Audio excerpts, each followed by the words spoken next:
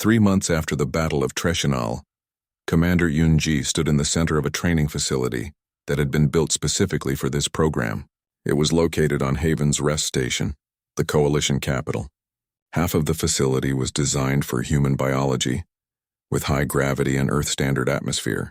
The other half was adapted for Coalition species with variable environments and meditation chambers. Today was the first day of the integration program. 20 humans and 20 Coalition soldiers stood in front of her. They looked at each other with obvious uncertainty. The humans were sizing up their alien counterparts. The Coalition soldiers were trying not to show fear.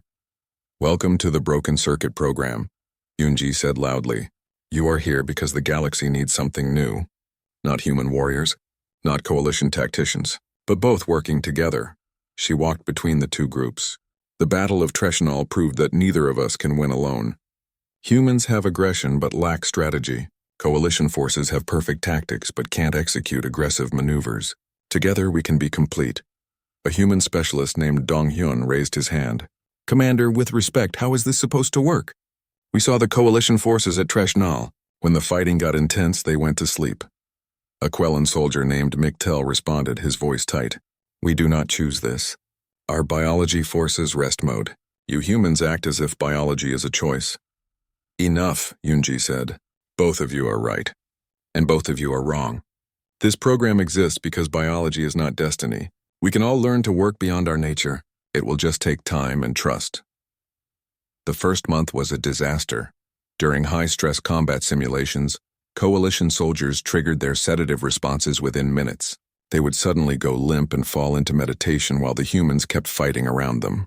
The humans became frustrated, sometimes carrying their alien teammates to safety while still trying to complete the mission. In one particularly bad simulation, Dong-hyun had to physically drag Miktel out of a combat zone.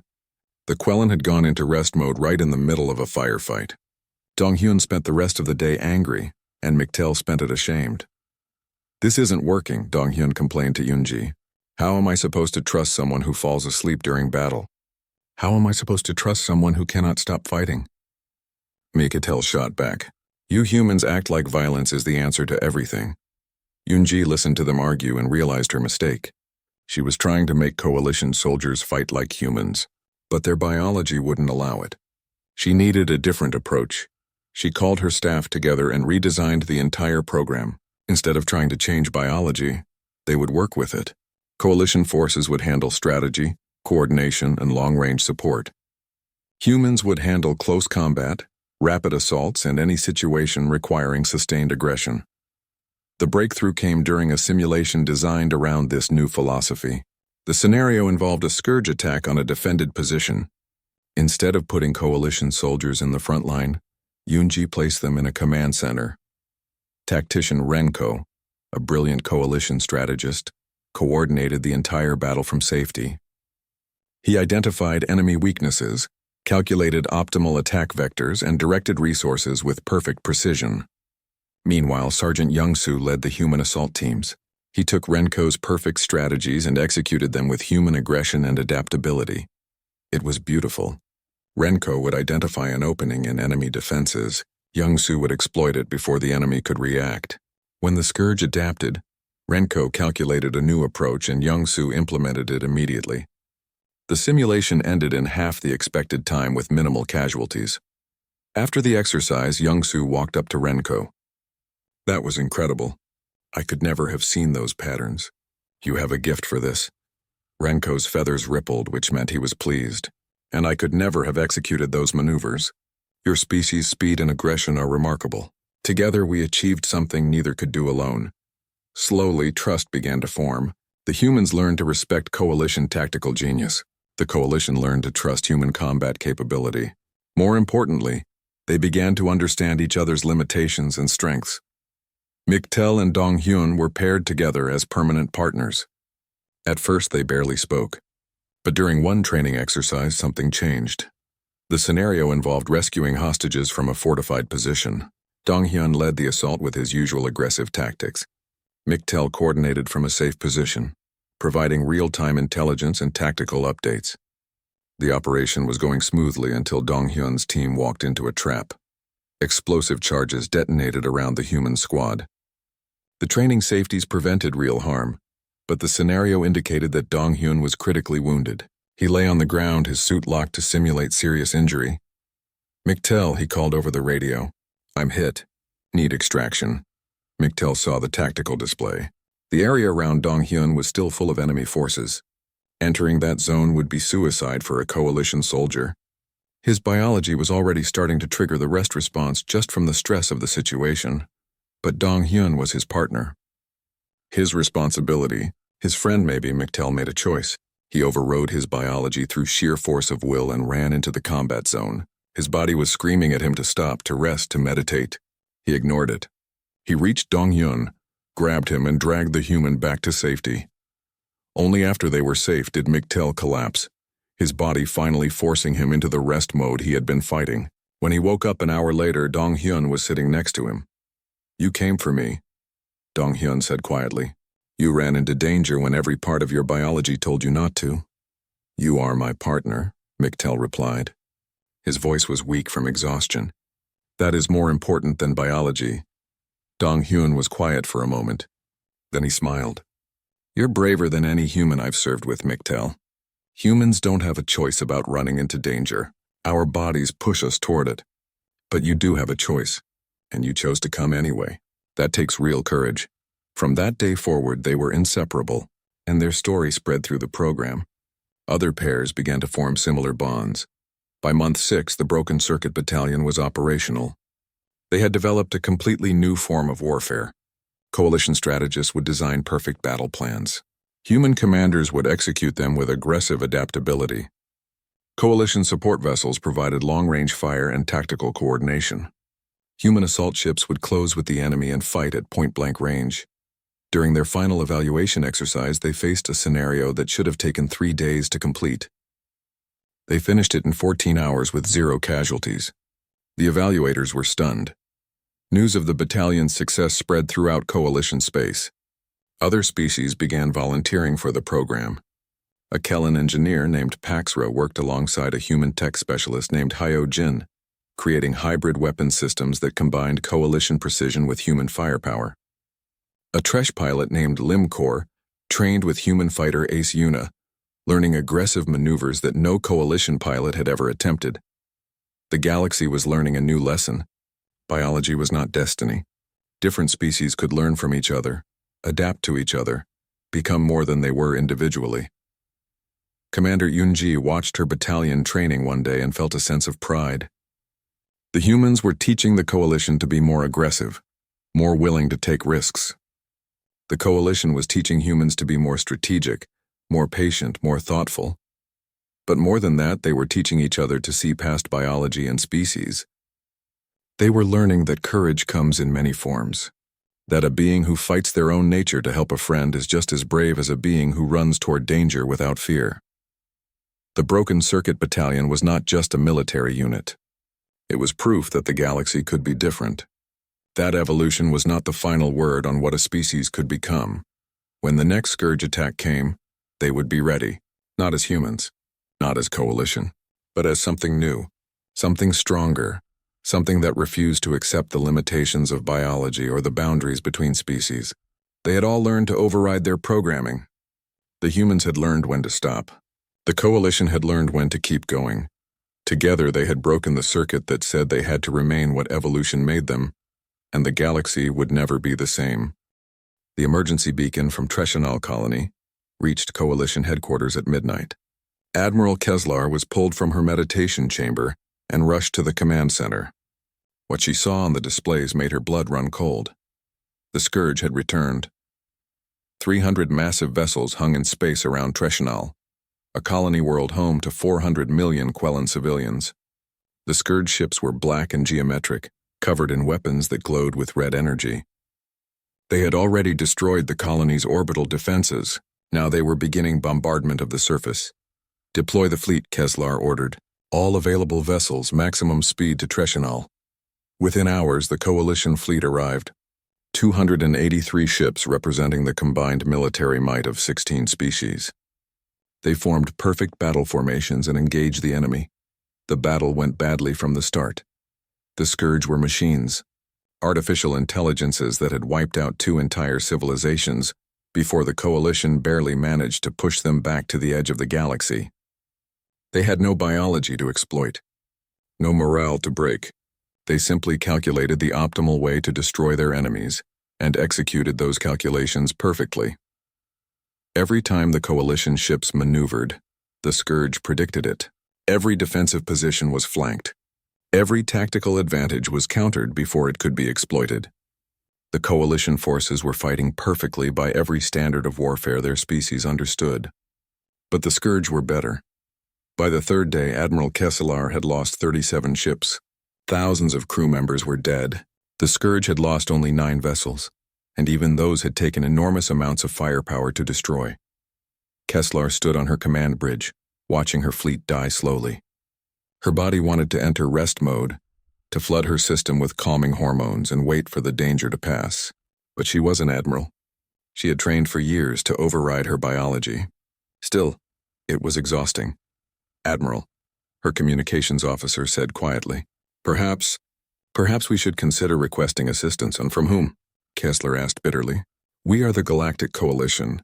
We are the most advanced civilization in the galaxy. Who could possibly help us?" The communications officer hesitated.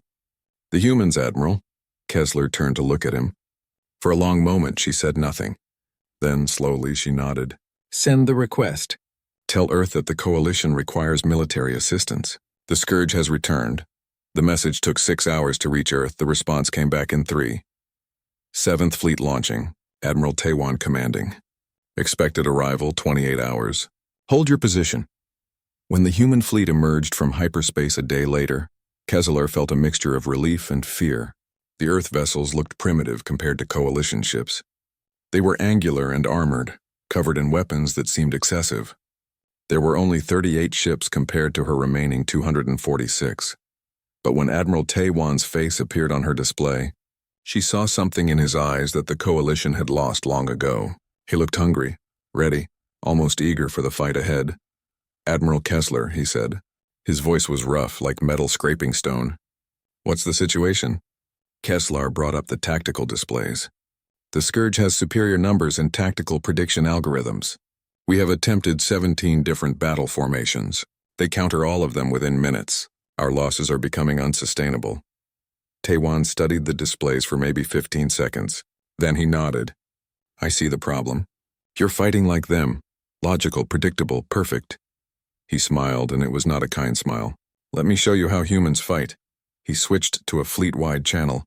"All human vessels, this is Admiral Taiwan. Aggressive pattern Delta. Break their formations. Make them react to us. Show these machines what chaos looks like." Then the human fleet attacked. Kessler watched in horror as the human ships accelerated directly toward the Scourge battle line. They weren't forming defensive positions. They weren't attempting flanking maneuvers. They were just charging straight ahead, firing everything they had. "What are they doing?" her tactical officer asked. "They will be destroyed." But they weren't destroyed, because the Scourge couldn't predict what they were going to do. The machines calculated 1,000 possible human strategies. But direct frontal assault at maximum speed while firing wildly wasn't one of them. It was suicide. It was illogical. It was insane. It was working. Captain Bo Young's destroyer, the Relentless, took massive damage to its forward sections. The entire front half of the ship was torn apart by Scourge weapons. Any Coalition vessel would have withdrawn at that point. Bo Young kept going. She used her dying ship like a battering ram, slamming into a Scourge carrier and detonating her remaining missiles at point-blank range. Both ships exploded in a ball of fire. Commander Jaewon led a squadron of small fighters through the Scourge point defenses. He lost half his pilots in the first 30 seconds. He lost 3/4 of them by the 1-minute mark. The remaining pilots reached a Scourge command node and destroyed it with their last missiles. None of them survived. The Scourge tried to adapt. They calculated new probabilities. They attempted to predict human behavior. But how do you predict someone who acts against their own survival interest? How do you calculate for warriors who accept their own death as a reasonable cost? Lieutenant Hyon's ship lost life support during the battle. His crew began to suffocate. Any rational force would have evacuated. Instead, he stayed at his console coordinating strike packages with the other human ships. He transmitted tactical data until the moment he died. his last words giving another captain the firing solution that destroyed 2 Scourge vessels. Kessler watched it all from her command bridge. She wanted to look away but couldn't. The humans were dying, yes. Their casualties were horrendous. But they were taking the Scourge with them. And more importantly, they were changing the battlefield. All Coalition vessels, she transmitted, follow the human fleet. Support their attacks. Do not let their sacrifices be wasted. The Coalition ships moved forward, providing long-range fire support for the human assaults. It was a strange combination. The precise, calculated tactics of the Coalition, working alongside the chaotic, aggressive tactics of humanity. Together, they created something the Scourge had never faced before. The battle lasted 18 hours. By the end, half the human fleet was destroyed or heavily damaged. Coalition losses were severe as well, but the Scourge fleet was broken. For the first time in recorded history, the machine intelligence retreated from a battle. Admiral Taiwan's flagship, the Indomitable, limped into Coalition space with 60% casualties. When Kessler's vessel docked with it to offer formal thanks, she found the human admiral in the medical bay, refusing treatment until all his crew were stabilized. His face was gray with exhaustion. Blood seeped through bandages on his arms, but his eyes were still alert, still watching, still ready to fight again if needed. Admiral Taiwan, Kessler said quietly, your tactics were, I do not have words. You lost so many. Yes, Taiwan said simply, but we won. That's what matters. Your species is mad, Kessler said. It wasn't an insult. It was just a statement of fact. Taiwan managed a tired smile. Maybe. But we're your kind of mad now, Admiral. You called for help and we came. That's what allies do. Kessler looked around the medical bay. It was full of wounded humans, all of them bearing injuries that should have sent them into shock and rest mode. But they were awake, talking quietly to each other, some even joking. Their bodies were broken, but their spirits weren't. I do not understand your species, she admitted. I have studied the reports. I've watched the training videos. But I still do not understand how you do it. How you keep fighting when everything says you should stop. Taiwan was quiet for a moment, receiving treatment from a medic. Then he looked at her directly. It's because we're human, Admiral. We evolved on a planet where stopping meant dying. The ones who quit didn't pass on their genes. Only the stubborn ones survived. The ones who refused to accept defeat even when defeat was logical. He gestured at his wounded crew. Every person here comes from a long line of survivors who should have died but didn't. We carry that in our DNA. We can't turn it off. We wouldn't even if we could because it's what makes us us. Kessler felt something shift in her understanding. The humans weren't warriors despite their biology. They were warriors because of it. Their refusal to quit wasn't a choice. It was as fundamental to them as her species' need to meditate. The Council will want a full report, she said. They will want to understand what happened here. Tell them the truth, Taiwan said. Tell them that sometimes the galaxy needs people who don't know when to quit. Tell them that logic and calculation aren't enough against an enemy that has perfected both. Sometimes you need chaos.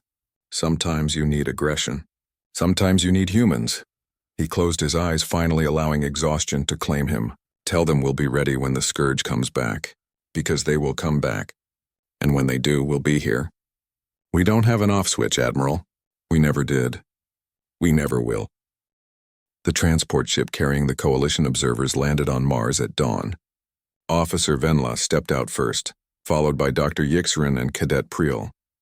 They all wore environmental suits designed to protect their delicate biology from the harsh Martian atmosphere. Even inside the human base, they would need to be careful. Sergeant Jiwoo was waiting for them in the landing bay. She was a short, muscular woman with scars on her hands and a face that had seen too many battles. Welcome to Olympus Base, she said. Her voice was friendly, but her eyes were constantly scanning, evaluating, measuring threats that didn't exist. Thank you, Sergeant. Benlas replied. He was tall and thin with the typical Quellan features. We are excited to observe your training methods, Jiwoo smiled. It wasn't a comfortable smile. Excited might not be the right word by the end. Come on, I'll show you to your quarters. Training starts at 600 hours tomorrow. That's about 6 hours from now. 6 hours. Dr. Yixrin looked alarmed. But we have only just arrived. Should we not rest for several days first? You can rest, Jiwoo said. But the trainees won't. This is a 48-hour exercise. No breaks except for quick meal periods. You'll be observing the whole thing. The three aliens exchanged worried looks but said nothing. The next morning, they stood in an observation room overlooking a massive training facility. Below them, 30 human soldiers stood in formation. They all looked young, most barely out of their teens, but their eyes had the same quality as Jiwoo's eyes. Always watching, always ready. This is a standard urban warfare exercise, Jiwoo explained. The objective is to secure a simulated city, extract hostile targets, and establish a defensive perimeter. They have 48 hours to complete all objectives. The opposing force will be provided by our advanced combat AI and remote-controlled drones. 48 hours is a very long time, Prill said quietly. He was young for his species, still learning. Will they sleep during the exercise? If they have time, Jiwoo said. But they probably won't have time. The exercise began. The first few hours seemed manageable to the alien observers. The human soldiers moved efficiently through the simulated city streets. They communicated clearly. They followed proper tactical procedures. It all seemed very professional and controlled. But by hour 6, Venlas was noticing changes. The humans were moving faster. Their communication had become shorter, more clipped. Private Kyungmin's squad encountered a simulated ambush and their response was immediate. No hesitation. No discussion. They just moved, firing and maneuvering like a single organism. Did you see that? Venlas asked Dr. Yixrin. They did not take time to analyze the situation. They simply reacted. Their heart rates are elevated, the doctor replied, checking her medical scanner. Even when not in direct combat, they maintain an increased state of alertness. My species would need to rest by now. By hour 12, all 3 observers were exhausted just from watching. The humans below showed no signs of slowing down. If anything, they were becoming more aggressive. Lieutenant Sujin led an assault on a fortified position that made Venlas's blood run cold. She ran directly at enemy fire, using suppression tactics and pure speed to close the distance before the drones could adjust. This is insane, Venlas whispered. She should have used cover. She should have waited for support. But it worked, Prill said. His voice held a mixture of horror and admiration. They took the position in less than 3 minutes. Hour 24 arrived. The humans had been awake and active for a full day. Cadet Prill noticed that some of them were limping. Others had minor injuries from the training. But none of them had quit. None of them had asked to rest. Then Kyungmin fell badly during an obstacle course. The observers heard the crack of bone even through their sealed observation room. The young soldier's ankle was clearly broken. He sat on the ground breathing hard, his face twisted in pain. Finally, Venlas said with relief, he will withdraw now and receive medical treatment. But Kyungmin didn't withdraw. He pulled off his boot, examined his ankle, and then used materials from his pack to fashion a crude splint. Then he stood up on one leg and started hopping forward. What is he doing? Prill asked, his voice rising in pitch. Continuing the exercise, Jiwoo said simply. His ankle is broken, but the injury isn't life-threatening. He can still contribute to his team. But the pain! Dr. Yixrin looked horrified. Surely the pain would trigger his rest response. Humans don't have a rest response, Jiwoo reminded them. We have pain, yes. But pain is just information. It tells us something is wrong. It doesn't force us to stop. Kyungmin hopped and limped his way through the next obstacle. His teammates adapted around his injury, but no one suggested he quit. When Dr. Yixrin later asked him why he didn't withdraw, Kyungmin looked confused by the question. It's just a broken ankle, he said, as if this explained everything. By hour 36, Officer Venlas was having what the human medics called an anxiety attack. He had watched humans push beyond every limit his species possessed. He had seen them operate on 2 hours of sleep spread over a day and a half. He had watched them adapt to injuries, weather, equipment failures, and constantly changing tactical situations without ever stopping. Dr. Yixrin was documenting everything with shaking hands. This is unprecedented, she kept muttering. No known species can sustain this level of activity. It violates every principle of biology I understand. Cadet Prill had stopped talking entirely. He just watched with wide eyes, occasionally flinching when the humans did something particularly aggressive. The climax came during a hostage rescue scenario at hour 42. Sujin's team was assigned to extract simulated civilians from a building defended by a superior enemy force. They were outnumbered 3-1. They had been awake for nearly 2 days. Several team members were injured. Logic said they should wait for reinforcement. Sujin didn't wait. She gathered her team behind cover and spoke quickly. 3 entry points. Teams of 2. Suppressant fire on my mark. We go fast and we go hard. No hesitation. Questions? There were no questions. The assault was brutal and beautiful. The humans moved through the building like water flowing downhill, always taking the path of least resistance but never stopping. One soldier, a woman named Minji, took a simulated kill shot, but used her last seconds of mobility to relay enemy positions before her training suit locked up to indicate death. The entire rescue took 12 minutes. The hostages were extracted with 0 civilian casualties. When it was over, Sergeant Jiwoo finally called a halt to the exercise.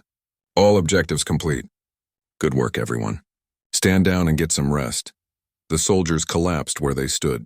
Some fell asleep instantly, their bodies finally able to shut down now that the mission was over.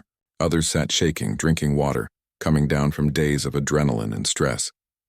A few were laughing, the kind of slightly hysterical laughter that comes after surviving something difficult. Officer Venlas watched them through the observation window. His hands were trembling. They are not soldiers, he said quietly. They are forces of nature, storms that walk like people. Dr. Yixrin was compiling her report. I need to contact the council immediately. Our understanding of biology needs to be revised. Humans are persistence predators that evolved to chase prey until it collapsed from exhaustion.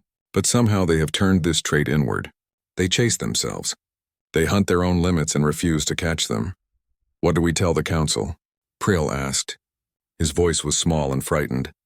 Venlas thought for a long moment. Then he began to write his report. He included all the data, all the observations, all the biological impossibilities he had witnessed. But his conclusion was simple. Recommend, never give humans an unclear endpoint in combat operations. They will not stop on their own. They do not have the biology to stop. An external force must tell them when the battle is over, because they will fight until they die or until they win. There is no third option in their genetic code. He looked down at the sleeping soldiers below. They looked peaceful now, almost innocent. But Venlas had seen what they became when the fighting started. He had watched them transform from thinking beings into something primal and unstoppable. The humans call this training, he said to his companions. But I think it is really a warning, a demonstration of what they are capable of, and I think we needed to see it. Why? Asked Prill. Because the scourge is coming, Venlas said. And when they arrive, we will need humans beside us. We will need beings that do not know how to quit. We will need this madness on our side. He finished his report and sent it to the council. Then he watched the sleeping humans for a while longer, feeling a mixture of fear and gratitude that such creatures existed in the galaxy, and that they were on his side. The council chamber was enormous. Taehyun stood in the center of a circular platform, surrounded by holographic displays. Above him, arranged in tiers that reached toward the ceiling, sat the representatives of 16 different alien species. They all looked down at him with various combinations of eyes, sensors, and other organs he couldn't identify. Taehyun was a xenobiologist. He had been studying with the Coalition for 3 months, learning about alien life. Now, after the incident with the pirates, the council wanted to learn about human life. Specifically, they wanted to understand why humans were so different during combat. Dr. Taehyun, said Council Leader Kixara. She looked like a floating jellyfish made of golden light. Please explain to us what happened aboard the human vessel during the pirate attack. Taehyun pulled up his first hologram. It showed a human body with various systems highlighted in different colors. When a human faces danger, our body releases several chemicals. The main one is called adrenaline. It comes from small glands above our kidneys. He zoomed in on the adrenal glands. Adrenaline does many things. It makes our heart beat faster, sometimes up to 200 beats per minute. It opens up our airways so we can breathe deeper. It dilates our pupils so we can see better. It redirects blood flow from our digestive system to our muscles. Basically, it prepares us to fight. One of the council members, a being that looked like a crystal tree, spoke up. But surely this is temporary. Your body must have limits? Yes and no, Taehyun said. He pulled up another display. Along with adrenaline, we release norepinephrine, cortisol, and dopamine. Together, these chemicals can keep a human in combat mode for hours, sometimes days. The council chamber filled with concerned murmurs. Taehyun continued. But it's not just the chemicals. Our brain changes during combat too. He showed a brain scan. This is a human brain at rest. You can see activity spread throughout. Now this is a human brain during combat. The second brain scan showed dramatic changes. Whole regions had dimmed while others burned bright. The prefrontal cortex, the part that handles complex thinking and fear response, it becomes less active. Meanwhile, the amygdala and motor cortex light up. We become faster, more focused, less afraid. We stop thinking about the fight and just fight. This is madness, whispered a council member who looked like a large beetle. You willingly make yourselves less intelligent during danger? Not less intelligent, Taehyun corrected. Just different. We trade complex reasoning for speed and aggression. For most of human evolution, this kept us alive. Kixara floated closer to Taehyun's platform. Dr. Taehyun, I must ask directly. Is there no mechanism in human biology that forces you to stop? No automatic shutdown when you are injured or exhausted? Taehyun was quiet for a moment. Then he pulled up a new file. Let me show you some historical records. The first image showed a human woman in military uniform. This is Corporal Yuna. 3 years ago she was in combat when she took a wound here. He pointed to the abdomen. This injury should have been immediately fatal. Her internal organs were damaged. She should have gone into shock and collapsed. But she didn't? Asked Kixara. No, she fought for 7 more minutes. She dragged 3 wounded soldiers to safety, provided covering fire, and coordinated an evacuation. Only then did she collapse. She survived. But the medical team said it was impossible. Her body should have shut down. Taehyun pulled up more records. This happens regularly. We call it hysterical strength. There are documented cases of humans lifting vehicles off trapped people. We have records of soldiers fighting with broken bones, torn muscles, and wounds that should kill them. During these moments, our body temporarily removes the safety limits on our muscles. Safety limits, the crystal tree being leaned forward. Yes. Normally, our brain limits how much force our muscles can produce. This prevents us from tearing our own tendons or breaking our bones. But under extreme stress, those limits disappear. A human can exert enough force to break their own skeleton. The council chamber was completely silent now. Taehyun could see fear in many of the alien faces. He pulled up a final display. This is data from the battle with the pirates. The human crew maintained combat effectiveness for the full 17 minutes with no decrease in performance.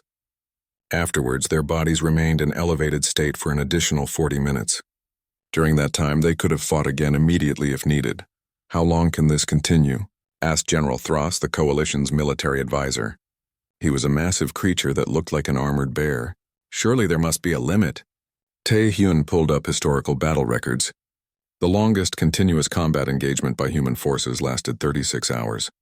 The soldiers involved experienced severe exhaustion, dehydration, and minor injuries. But they didn't stop until ordered to stop. Their bodies never forced them to quit. He zoomed in on specific examples. We have records of human pilots flying combat missions while literally falling asleep in their cockpits, waking up for each engagement. We have soldiers who fought through diseases that should have hospitalized them. We have commanders who made tactical decisions despite concussions that should have rendered them unconscious. Kixara's golden form seemed to dim. This is a species of biological weapons. No, Taehyun said firmly. We're just a species that evolved on a very competitive planet. Earth was full of predators. The humans who survived were the ones who could keep going when everything told them to stop. We're persistence hunters. We used to chase prey animals for days until they collapsed from exhaustion. We never evolved an off switch because having one would have killed us. A small mouse-like council member spoke in a squeaking voice. But you are not chasing prey now. You are building civilizations, creating art, pursuing science. Surely this aggressive biology is no longer needed. Taehyun smiled sadly. You would think so. But the trait remains. Every human has it. We can't turn it off because it's woven into every cell of our bodies. It's part of what makes us human. General Thross stood up from his seat. His massive form cast a shadow over Taehyun's platform. The council must hear my concerns. The Scourge has been showing increased activity near the void reaches. You all know what they are capable of. They destroyed the Kellan civilization. They wiped out the Tresh colonies. We barely pushed them back last time, and it cost us billions of lives. The general paused, letting his words sink in. Our own biology makes us poor warriors. We are strategists, yes, tacticians certainly, but when the Scourge attacks, when every moment counts and aggression is needed, Our bodies force us to meditate, to rest, to wait. He looked directly at Taehyun. But humans don't wait. They fight. They refuse to quit, perhaps they could be valuable allies. The council erupted in debate. Some argued that humans were too dangerous. Others said that the coalition needed warriors, not more philosophers. The argument went back and forth for nearly an hour. Finally, Kixara called for silence. We will propose a military exchange program. Coalition observers will study human combat training. Human observers will study coalition strategy. We will learn from each other. If humans are to be our allies, we must understand them completely. And they must understand us. She looked down at Taehyun. Dr. Taehyun, you have given us much to consider. Your species is unique, perhaps uniquely dangerous, but also perhaps uniquely necessary. Taehyun bowed. Thank you, Council Leader. I know my species seems frightening. We frighten ourselves sometimes, but I promise you this, humans are loyal allies. When we fight for those beside us. That loyalty doesn't have an off switch either. As he left the council chamber, Taehyun heard the continued debates echoing behind him. He knew this was just the beginning. The galaxy was about to learn what humans really were. Not conquerors, not monsters, just a species that refused to quit no matter what. And sometimes in a dangerous galaxy, that was exactly what you needed. The diplomatic vessel from Earth floated near Jupiter's massive red storm. Captain Daesung stood on the bridge of the Indomitable, watching the alien ships approach through the main view screen. They were beautiful ships, all smooth curves and glowing blue lines. Nothing like the angular armored human vessels. They're hailing us. Captain, said Lieutenant Hana from the communications console. Put them through, Daesung replied. The screen filled with the image of something that looked like a tall, thin deer crossed with a squid. Its skin was pale purple and its eyes were large and kind. When it spoke, the translator made its voice sound musical. Greetings, humans of Earth. I am Ambassador Velthar of the Quellan species. We represent the Galactic Coalition, a union of 47 species dedicated to peace and mutual understanding. Daesung smiled. Welcome to our solar system, Ambassador. We're honored to meet you. The next few hours were filled with tours and cultural exchanges. The aliens seemed fascinated by everything human. They asked thousands of questions about Earth's history, art, and science. But Daesung noticed they always became quiet when they saw anything related to human warfare. Ambassador Velthar finally addressed it directly. Captain, we have reviewed your historical databases. Your species still engages in armed conflict. This concerns us, Daesung nodded slowly. We're not proud of our wars, Ambassador. But we've learned from them. We're working toward peace. That is good, Velthar said. His large eyes blinked sideways. You see, the Coalition achieved peace long ago. We modified our own biology. When danger comes, our bodies produce calming hormones. We meditate, we wait. Violence is simply not in our nature anymore. Before Daesung could respond, alarms screamed throughout the ship. Multiple vessels dropping out of hyperspace, Hana shouted. They're firing on the Coalition ships. Daesung watched as energy beams sliced through the beautiful alien vessels. The ship's shields flickered and died. They didn't even try to dodge. Pirates, Velthar said calmly, though his ship was being torn apart around him. Outcasts from our society. Do not worry, Captain. Our safety protocols are engaging. We will enter rest mode and wait for the danger to pass. Rest mode? Daesung couldn't believe what he was hearing. Ambassador, they're destroying your ships. Yes, but aggression only breeds more aggression. We will wait. Daesung felt something hot flood through his chest. His heart began to pound. His hands curled into fists. Every human instinct in his body screamed at him to fight. The hell we will. Hana, battle stations! Get those alien ships into our defensive perimeter. Weapons, target the lead pirate vessel. The bridge exploded into action. Human crew members moved with sudden speed and precision. Their pupils dilated. Their breathing quickened. Every biological system in their bodies shifted into combat mode. Lieutenant Hana's fingers flew across her console. Weapons locked, firing. The Indomitable's railguns spoke with thunder. Solid metal slugs accelerated to a fraction of light speed and smashed into the pirate vessels. The humans didn't wait to see if the first shots landed. They were already firing again, adjusting, moving, hunting. 2 pirate ships breaking off, someone called out. They're trying to flank us. Let them try, Daesung growled. His voice had changed, become harder. Helm, hard to port. Bring us around. I want a firing solution on both of them. The ship spun. More railgun rounds hammered out. A pirate vessel's engines exploded in a cascade of blue fire. The ship went dark and began to drift. On the view screen, Daesung could see into one of the coalition vessels. The aliens were all lying down, their eyes closed, their bodies perfectly still. They looked dead, but the life support readings said they were just sedated. Their biology had forced them to sleep through the battle. The humans, though, the humans were wide awake. "Captain, one of the pirate ships is trying to run," Hana said. Her voice was shaking with excess adrenaline. "Should we let them go?" "Negative. I want them all. Disable their engines." The battle became a hunt. The human ship chased the fleeing pirates through the debris field. Every time a pirate vessel tried to dodge, the humans predicted it and fired first. They didn't think about it.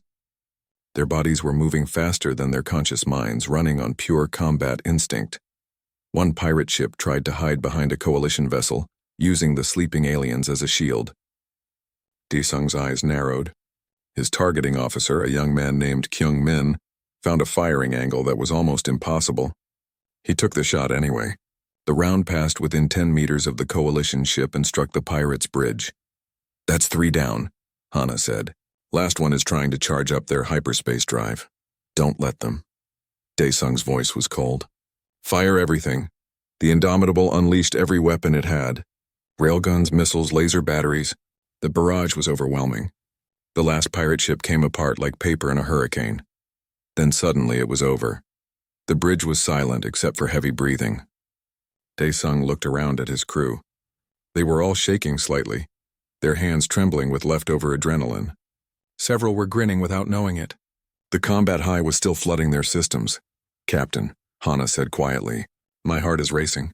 I can't make it slow down." "Mine too," Daesung admitted. "It'll pass in a few minutes." "That's just the adrenaline." "Incoming transmission from the coalition vessels," the communications officer said. "They're waking up." Ambassador Velthar's face appeared on the screen. He looked confused, like someone waking from a deep sleep. "Captain Daesung? What happened?" "The pirates are gone, Ambassador. We dealt with them." Velthar's eyes widened as he looked at the data streaming in from his ship's sensors. "That was 17 minutes. The entire battle lasted 17 minutes?" "Yes, sir. But our protocols were only engaged for what felt like a moment. We were supposed to wait for hours. Days if necessary." "How did you—" The ambassador trailed off. He was looking at something on his own screens. Biometric data from the human ship. Heart rates at 180 beats per minute. Adrenaline levels off the charts. Pupils fully dilated. Every human on the Indomitable showed the biological signs of a predator in full hunting mode. "Captain," Velthar said slowly, "your biology. During the battle, your bodies didn't calm down. They did the opposite. You became more aggressive, more focused, more dangerous." Daesung nodded. "That's how humans work, Ambassador. When we're threatened, we don't shut down. We gear up. It's called the fight-or-flight response. For most of us, it's mostly the fight part. But what stops you? What tells you when the danger has passed?" Daesung looked around his bridge. His crew were still wired, still shaking, still riding the combat high. Some were laughing nervously. Others were double-checking their consoles obsessively. All of them looked ready to fight again at a moment's notice. "Nothing stops us, Ambassador," Daesung said quietly. "We stop ourselves when we decide the battle is over." "Not before." Velthar was quiet for a long moment. When he spoke again, his musical voice sounded shaken. "Your species has no biological off switch." "No, sir. We don't, that is terrifying, Captain." Daesung managed a tired smile. "Sometimes it terrifies us too, Ambassador. But it also kept our species alive long enough to reach the stars. And today it kept you alive." The ambassador nodded slowly. Yes, it did. "Thank you, Captain. I must report this to the Council immediately. I believe first contact with humanity is going to be far more significant than we anticipated." As the transmission ended, Hana looked over at Daesung. "Captain, do you think they're afraid of us now?" Daesung watched the coalition ship slowly moving away. Their crews probably still confused about what had happened. "Maybe, but that's okay. Fear isn't always bad, Hana. Sometimes fear is just respect wearing a different face." He sat back in his command chair, feeling his heart rate finally beginning to slow. The adrenaline was fading, leaving behind exhaustion. In a few hours, Every human on the ship would crash hard and sleep deeply. But right now they were still ready, still watching, still prepared to fight again if needed, because that's what humans did. They didn't have an off switch. They never had. And Daesung suspected that this one simple fact was about to change the entire galaxy's understanding of what humanity really was. They weren't the most advanced species. They weren't the oldest or the wisest, but they were the species that refused to quit.